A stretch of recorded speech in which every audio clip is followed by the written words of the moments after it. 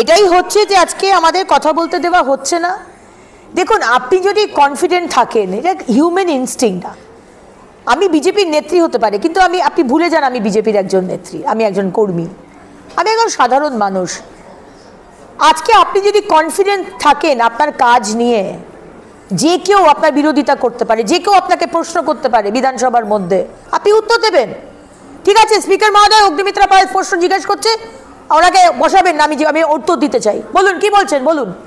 This should be the approach. কিন্তু এখানে উনি জানেন যে 14 বছর উনি কোনো কাজ করেননি বলে ওনার জবাব নেই।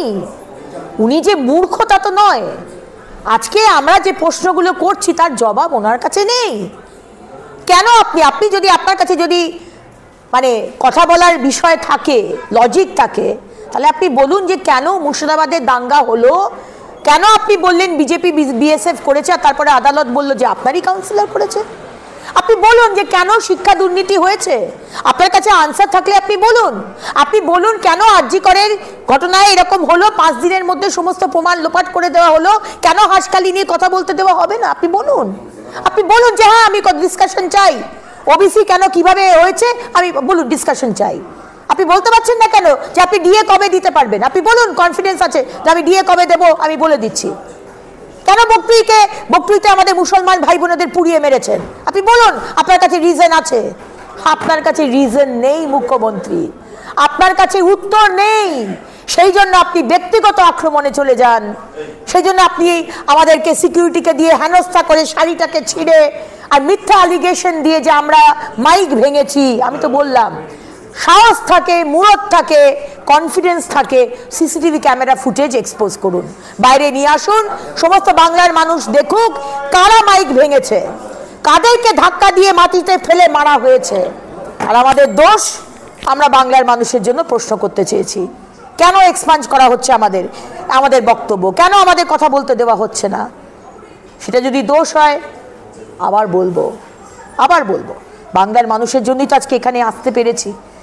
100 বার বলবো, 1000 বার বলবো, কিন্তু প্রতিবাদ করব, অন্যায় হলে প্রতিবাদ করব। আপনার যদি যুক্তি থাকে আপনি এসে আসুন, মাথা ঠান্ডা করে, ব্যক্তিগত আক্রমণ না করে আপনি উত্তরটা দিন। উত্তর দেওয়াটা আপনার কাজ। আপনি মুখ্যমন্ত্রী, আপনি স্বাস্থ্যমন্ত্রী, আপনি ল অ্যান্ড অর্ডার পুলিশ মন্ত্রী। বাংলার মানুষকে, বিরোধীদের উত্তর দেওয়াটা আপনার কাজ, আপনার দায়িত্বের মধ্যে পড়ে। আপনি ধন্য করছেন না কাউকে। আসুন আপনার দিনে এসে আমাদের প্রশ্নের উত্তরগুলো দিন। কথা কি কেউ মানে না, নাকি আপনি জেনে শুনে অসত্য কথাগুলো বলেন বাংলার মানুষকে বিভ্রান্ত করার জন্য? ওই হাতির দাঁতের মতো একটা খাবার আর একটা দেখানোর। আপনি জানেন না আপনার দলের নেতা, মন্ত্রী, এমএলএ, এমপি তারা কিভাবে পুকুর ভরাট করছে? আজকেও তো আমার সকালবেলা কমপ্লেন এসেছে, বলা হচ্ছে আপনার যে মন্ত্রী জাভেদ খান এবং তার ছেলে আজকে মা ব্রিজ থেকে ঠিক যেখানে নামছে সায়েন্স সিটির ওখানে, ঠিক সেইখানে টিএমসির পার্টি অফিস আছে রাস্তার ডান দিকে, আর বাঁ দিকে একটা বড় ওয়েটল্যান্ড আছে। সেই ওয়েটল্যান্ডটাকে সকাল 5টা থেকে 50টার বেশি গাড়ি সেখানে পাথর ফেলছে, ওই ওয়েটল্যান্ড ভরানো করা হচ্ছে। যে কমপ্লেন করতে এসেছিল তারা বলছে মিস্টার জাভেদ খান আপনার মন্ত্রী এবং তার ছেলে ফাইয়াজ খান এটা করছে। আপনি জানেন না, আপনার কাছে খবর নেই, আপনার তো নাকের ডগায়। আমার কাছে আরেকটা কমপ্লেন এসেছে আজকে, এখানে বলা হচ্ছে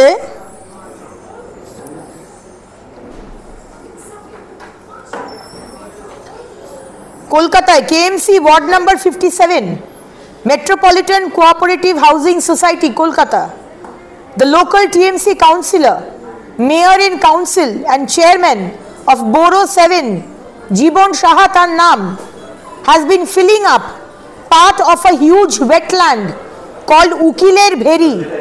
আপনি জানেন না? Building his benami real estate business. বাহ, ওয়েটল্যান্ডটাকে ভর্তি করে দিয়ে সেখানে রিয়েল এস্টেটের বিজনেস চলছে, ঠিক যেভাবে আপনারা খিদিপুর মার্কেটটা করার চেষ্টা করেছেন বা যেখানে চেষ্টা করে থাকেন আর কি। For the last 5 years, with help from KMC's building department and a section of Kolkata police, he stopped the local fishermen from PC culture on the wetland 5 to 6 years back. আপনি জানেন না মুখ্যমন্ত্রী, বেহালাতে কতগুলো জায়গায় আমি দিয়ে দেবো আপনার কাছে, আপনি যদি চান আমার কাছে আমি ডিটেলস দিয়ে দেবো আপনার কাছে, আপনি তো জানেন না। আমি জানি, আপনাকে ডিটেলসটা দিয়ে দেবো। যাদবপুরে বহু জায়গাতে এইভাবে ওয়েটল্যান্ড ভর্তি করা হচ্ছে, আপনি জানেন না? কেন এই নাটকগুলো করতে যান? আমরা জানি যে আপনার দল চুরি করে, আপনার নেতৃত্বেই সেটা হয়। এটা তো হতে পারে না। আপনি মুখ্যমন্ত্রী, আপনার কাছে স্টেট আইবি, আর আপনার কাছে কোনো খবর নেই যে ওয়েটল্যান্ড ভরা হচ্ছে। তো 1 ঘন্টার কাজ নয় যে আমি ওয়েটল্যান্ডকে ভরিয়ে দিলাম, আপনি জানতে পারলেন না। দিনের পর দিন 50, 100, 200 ট্রাক মাটি ফেলছে, পাথর ফেলছে, আপনার কাছে খবর নেই। বিভ্রান্ত করবেন না। এই যে ক্ষত হয়েছে না, বাংলার মানুষের যে ক্ষত, ভরা যাবে না, ভর্তি করতে পারবেন না ইলেকশনের আগে। এর জবাব আপনি পাবেন 2026-এ। অসত্য কথা বলেন। ডিভিসি যখনই জল ছাড়ে, ডিভিসি কোনো ধন্য করছে না কাউকে বলে, কিন্তু ডিভিসির এটা কাজের মধ্যে পড়ে। ডিভিসি ডিএমকে জানায়, ডিস্ট্রিক্ট ম্যাজিস্ট্রেটকে। আবার বলবো মুখ্যমন্ত্রী, আপনার যদি সাহস থাকে আপনি ডিএমকে দিয়ে বলা করান যে ডিএমকে বলা হয়নি। আপনি বলা করান যে ডিভিসি ডিএমকে জানায়নি। নাটক করবেন না। আর 8 মাস বাকি, 14 বছর আপনি এই বাংলার মানুষের জন্য কোনো কাজ করেননি, শুধু অসত্য কথা বলে গেছেন। এগুলো নিয়ে রাজনীতি করবেন না, বাংলার মানুষ বুঝে গেছে করছেন। কোন কোন প্রজেক্ট আপনার করার কথা ছিল ওই 14 বছরে, আর কি কি আপনি করেছেন? ইনফ্রাস্ট্রাকচারাল ডেভেলপমেন্টের কাজ আপনি কি করেছেন?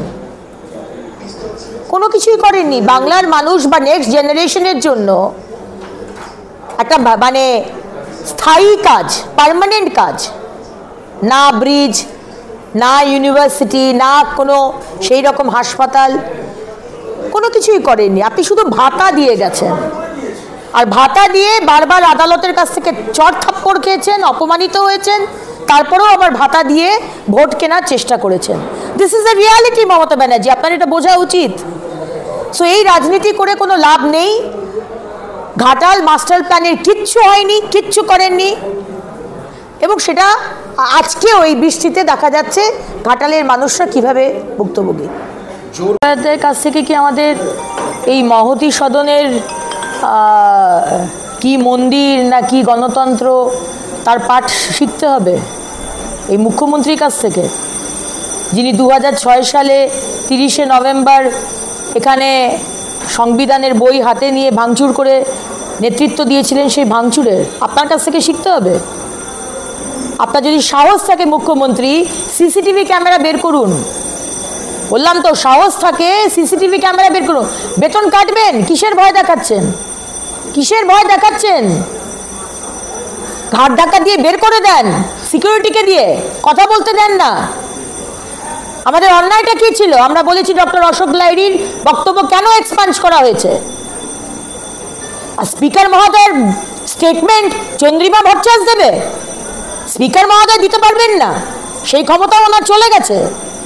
যদি সাহস থাকে তো দেখান যে আপনারা যে অ্যালিগেশন লাগিয়েছেন আমরা আপনার সিকিউরিটিকে মেরেছি, আমরা 5 জন, আপনার 14 জন সিকিউরিটির হাত ভেঙে দিলাম।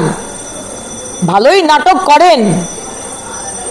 আজকে যদি সাহস থাকে সিসিটিভি ক্যামেরা দেখান। আপনার কাছ থেকে আমাদের গণতন্ত্রের পাঠ শিখতে হবে না। আপনার তো আজকে ওই তামান্নাকে দেখতে যাওয়া উচিত ছিল। এখানে এসে তো একবারও তামান্নার কথা বললেন না। আপনার পার্টির লোকেরা আসল বোম নিয়ে জয়োল্লাস করে একটা ফুটফুটে 9 বছরের বাচ্চার প্রাণ নিয়ে নিলেন, একবারও ক্ষমা চাইলেন না বিধানসভার মধ্যে। আপনার তো ক্ষমা চাওয়া উচিত ছিল। ভালো লাগলো যে আপনি অন্তত একটু লজ্জিত। আজকে রিগিং করে কিভাবে আপনারা জিতেছেন সেটা তো নয়, বাদই দিলাম, কেটে একটা জয়োল্লাসে একটা ছোট্ট বাচ্চার মেয়ের প্রাণ চলে গেল। সত্যি আপনাদের না কোনো লজ্জা আছে, না কোনো অনুশোচনা আছে। বাংলার মানুষ সব দেখছে। তবে আবার বলবো, যদি সত্যি আপনার সাহস থাকে তাহলে সিসিটিভি ক্যামেরার ফুটেজটা পাবলিক করুন। আমরা দেখি কে কাকে মেরেছে। তারা ধাক্কা দিয়ে বিধায়কদের বের করে দিয়েছে না বিধায়করা মাইক ভেঙেছে, সেটা এক্সপোজ করা হোক, সামনে আনা হোক, বাংলার মানুষ সেটা জানতে চায়।